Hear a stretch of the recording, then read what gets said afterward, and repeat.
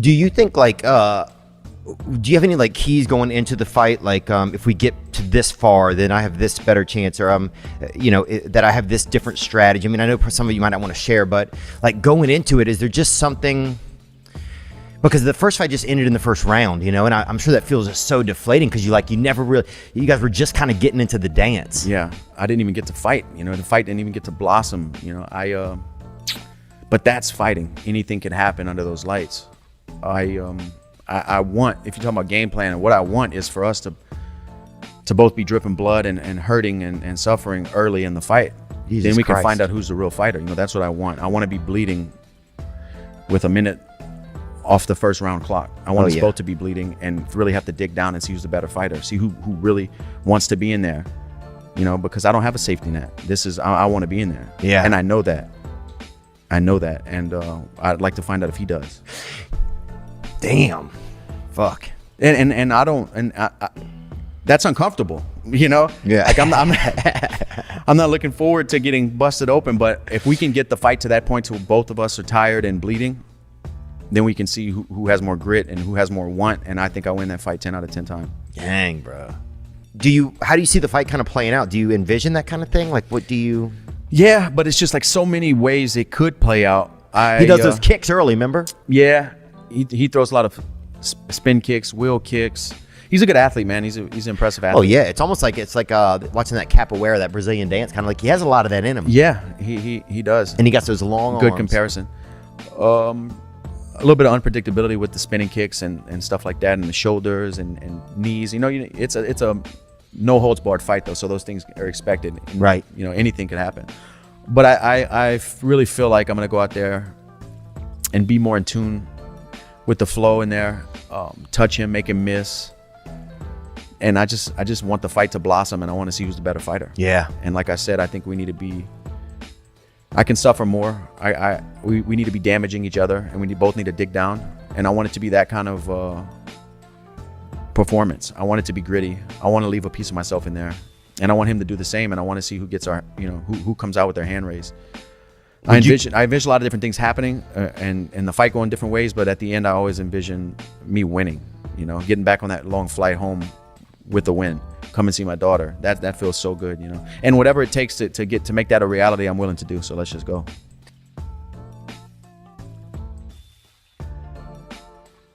Well, the task at hand up first, Calvin Kattar. He has 8 UFC fights under his belt, and a few of those are common opponents, the guys that you have fought and beaten as well.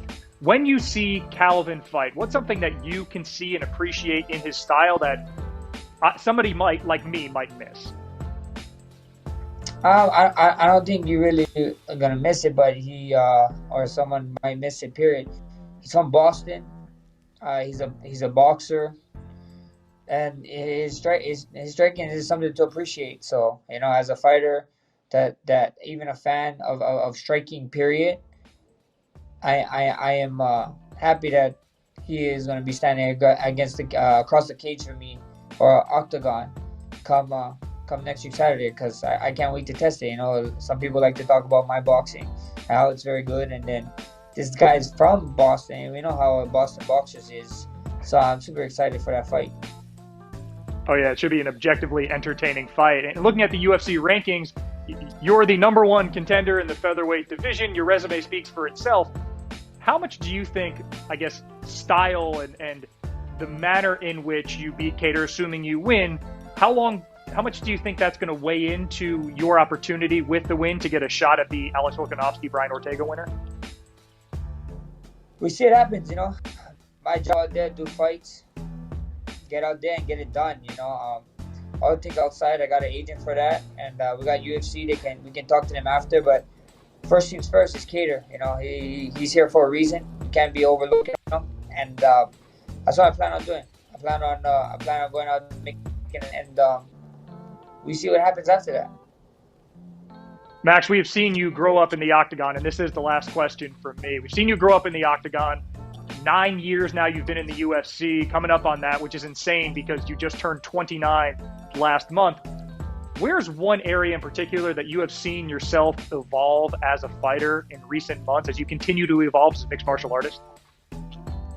I mean, I mean, one thing that people don't really see or people keep talking about is my striking, this and that, but my game been evolving a lot. Like, I mean, just wait until you guys get to see my jiu-jitsu. I love jiu-jitsu.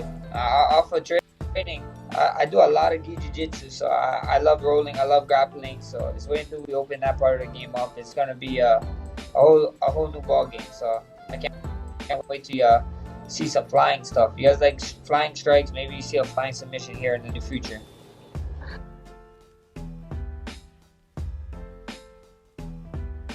Tactically, when you look at him, whenever you see a Max Holloway fight, it's volume, it's stepping forward. It's not particularly complicated footwork necessarily, but he wears fighters down. You saw Jose Aldo a couple times keep up with them in the beginning, and then he just couldn't match the volume of Max Holloway. The guys that lose to him, that's kind of the issue. What's training camp been like? You know, is your coach sitting there with a punch counter? Has it been tough keeping that volume up for this fight, man? Let me know.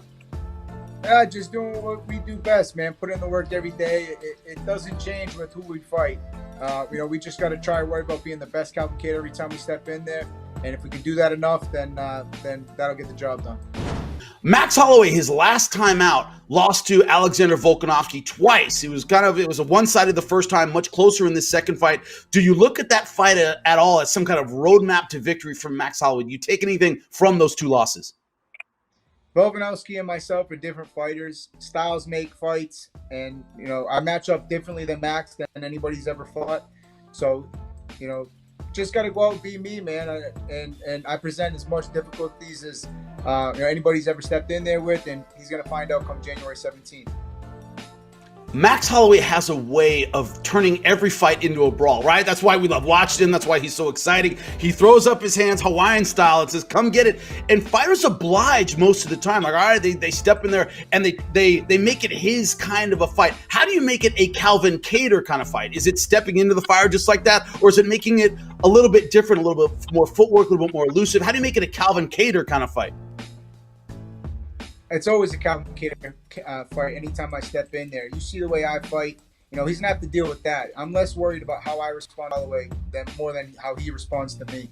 Do you feel you've spent a lot of your career overlooked, man? I've been watching you for a lot of years, man, and it seemed like everybody seemed surprised every time you'd have these great brawls, these great knockouts, these highlight reel finishes. I'm like, have you not been watching Calvin Kattar fight? You've always seemed under the radar. Has it helped you being overlooked? Has it left kind of a chip on your shoulder, man? Tell me.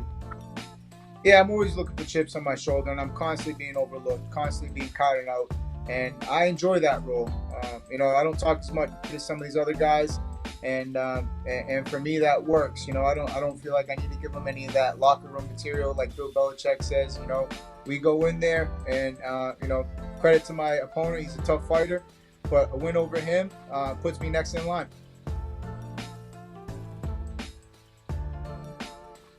When was the last time you were super pissed? It's crazy because I don't have it in between, which is kind of weird.